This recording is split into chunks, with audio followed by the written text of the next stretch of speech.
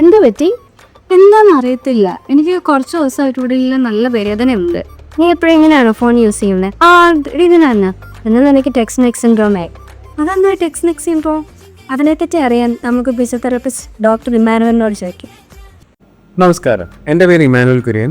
നമ്മൾ ഇന്ന് സംസാരിക്കാൻ പോകുന്നത് ടെക്സ്റ്റ് നെക്ക് സിൻഡ്രോം, അതായത് ടേർട്ടിൽ നെക്ക് എന്ന് നമ്മൾ മെഡിക്കൽ ഭാഷയിൽ പറയട്ടെ.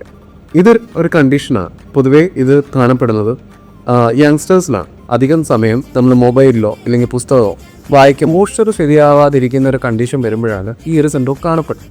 തല ഫ്രണ്ടിലോട്ട് നമ്മൾ ബെൻഡ് ചെയ്ത് ഒരേ പൊസിഷനിൽ കണ്ടിന്യൂസ് ഇരുന്ന് യൂസ് ചെയ്യുമ്പോൾ നമ്മുടെ കഴുത്തിന് അമിതമായ വേദനയും നീർക്കെട്ടും ഉണ്ടാവാനുള്ള സാധ്യത. മൊബൈൽ ഫോൺ സ്ട്രെയിറ്റ് നമ്മുടെ ഫേസിൻ്റെ ആ ഒരു ലെവലിൽ യൂസ് ചെയ്യാൻ ശ്രമിക്കുക.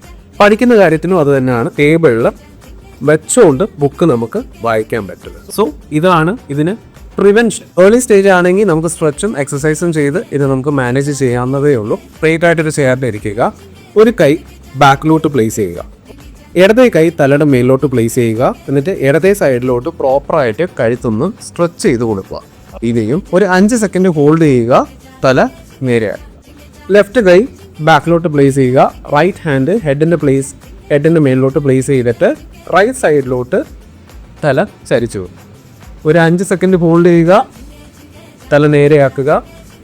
അപ്പോൾ 2 സൈഡും ഒരു 10 പ്രാവശ്യം ആദ്യമേ സ്ട്രെച്ച് ചെയ്ത് പോകുക. 2 കൈയും ക്രോസ് ചെയ്യുക, കഴുത്തിൻ്റെ പിൻഭാഗത്ത് വെക്കുക. ഓക്കെ, 2 മുട്ടും നല്ലപോലെ ബാക്കിലോട്ട് മാക്സിമം എത്ര കൊണ്ടുപോകാമോ അത്രയും ബാക്കിലോട്ട് സ്ട്രെച്ച് ചെയ്യുക.